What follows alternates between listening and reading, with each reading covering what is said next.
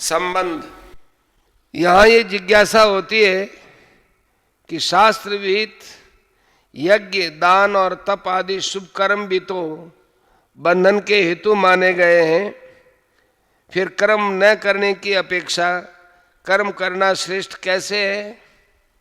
इस पर बोलते हैं, यज्ञार्थात् कर्मणोऽन्यत्र लोकोऽयं कर्म बंधनः तदर्थं कर्म कौन्तेय मुक्त संगः समाचर। यज्ञ के निमित्त किए जाने वाले कर्मों से अतिरिक्त दूसरे कर्मों में लगा हुआ ही यह मनुष्य समुदाय कर्मों से बंधता है। इसलिए हे अर्जुन, तो आसक्ति रहित होकर उस यज्ञ के निमित्त ही भली भांति कर्तव्य कर्म कर। प्रश्न, यज्ञ के निमित्त किए जाने वाले कर्मों से अतिरिक्त दूसरे कर्मों में लगा हुआ ही यह मनुष्य समुदाय कर्मों द्वारा बनता है, इस वाक्य का क्या भाव है? उत्तर, इस वाक्य से भगवान ने ये भाव दिखलाया है कि जो कर्म मनुष्य के कर्तव्य रूप यज्ञ की परंपरा सुरक्षित रखने के लिए ही अनासक्त भाव से किए जाते हैं, किसी फल की कामना से नहीं किए जाते, वे शास्त्र विहित कर्म बंधन कारक नहीं होते, बल्कि उन कर्मों से मनुष्य का अंतःकरण शुद्ध हो जाता है और वह परमात्मा को प्राप्त हो जाता है। किंतु ऐसे लोकोपकारक कर्मों के अतिरिक्त जितने भी पुण्य पाप रूप कर्म हैं, वे सब पूर्व जन्म के हेतु होने से बांधने वाले हैं। मनुष्य स्वार्थ बुद्धि से जो कुछ भी शुभ या अशुभ कर्म करता है, उसका फल भोगने के लिए उसे कर्मानुसार नाना योनियों में जन्म लेना पड़ता है और बार बार जन्मना मरना ही बंधन है। इसलिए सकाम कर्मों में या पाप कर्मों में लगा हुआ मनुष्य उन कर्मों द्वारा बंधता है। अतएव मनुष्य को कर्म बंधन से मुक्त होने के लिए निष्काम भाव से केवल कर्तव्य पालन की बुद्धि से ही शास्त्रविहित कर्म करना चाहिए। प्रश्न, अयम लोकः का क्या अभिप्राय है? उत्तर, मनुष्यों का ही कर्म करने में अधिकार है तथा मनुष्य योनि में किए हुए कर्मों का फल भोगने के लिए ही दूसरी योनियां मिलती हैं। उनमें पुण्य पाप रूप नए कर्म नहीं बनते हैं दूसरी योनियों में। इस कारण अन्य योनियों में किए हुए कर्म बांधने वाले नहीं होते, केवल मनुष्य योनि में किए हुए कर्म ही कर्म बंधन के हेतु होते हैं। यह भाव दिखलाने के लिए यह अयम लोकः पद का प्रयोग किया गया है। प्रश्न, तो आसक्ति से रहित होकर यज्ञ के निमित्त भली भांति कर्तव्य कर्म कर, इस कथन का क्या भाव है?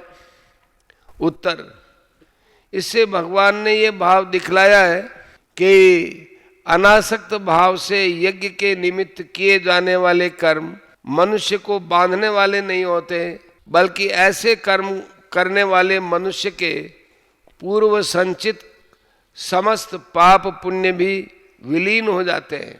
इसलिए तू ममता और आसक्ति का सर्वथा त्याग करके केवल शास्त्र विहित कर्तव्य कर्मों की परंपरा सुरक्षित रखने के उद्देश्य से निष्काम भाव से समस्त कर्मों का उत्साहपूर्वक भली भांति आचरण करो। प्रश्न, उपर्युक्त प्रसंग में मुक्त संगः विशेषण के प्रयोग का क्या भाव है? उत्तर, मुक्त संगः विशेषण से कर्मों में और उनके फल में ममता और आसक्ति का त्याग करके कर्म करने के लिए कहा गया है। अभिप्राय यह है कि कर्म फल का त्याग करने के साथ साथ कर्मों में और उसके फल में ममता और आसक्ति का भी त्याग करना चाहिए।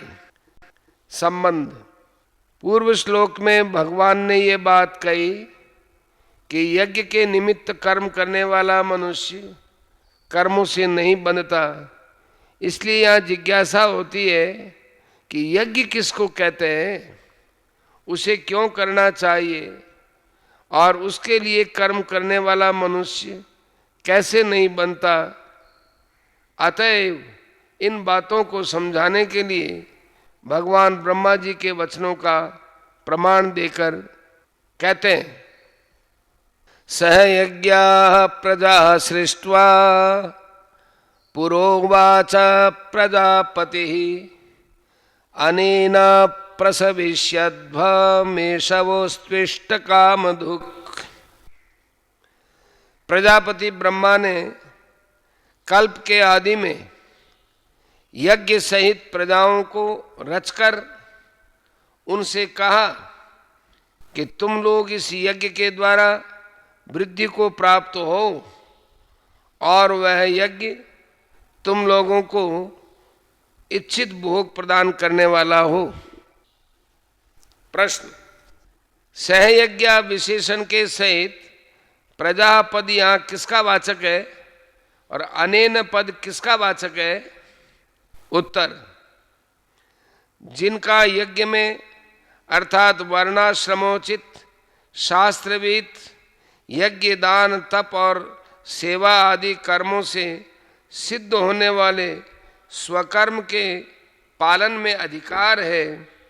पूर्व श्लोक में अयम विशेषण के सहित लोकय पद से जिनका वर्णन किया गया है उन समस्त मनुष्यों का वाचक यहाँ सहयज्ञ विशेषण के सहित प्रजा पद है और उसके लिए वर्ण आश्रम स्वभाव और परिस्थिति के भेद से भिन्न भिन्न यज्ञ दान तप प्राणायाम इंद्रिय संयम अध्ययन अध्यापन प्रजापालन युद्ध कृषि वाणिज्य और सेवा आदि कर्तव्य कर्मों से सिद्ध होने वाला जो स्वधर्म रूप यज्ञ है उसका वाचक यहाँ अनेन पद है। प्रश्न, तुम लोग इस यज्ञ के द्वारा वृद्धि को प्राप्त हो और यह यज्ञ तुम लोगों को इच्छित भोग प्रदान करने वाला हो, इस वाक्य का क्या भाव है? उत्तर, इससे भगवान प्रजापति ने मनुष्यों को आशीर्वाद दिया है। उनका अभिप्राय यह है कि तुम लोगों के लिए मैंने इस स्वधर्म रूप यज्ञ की रचना कर दी।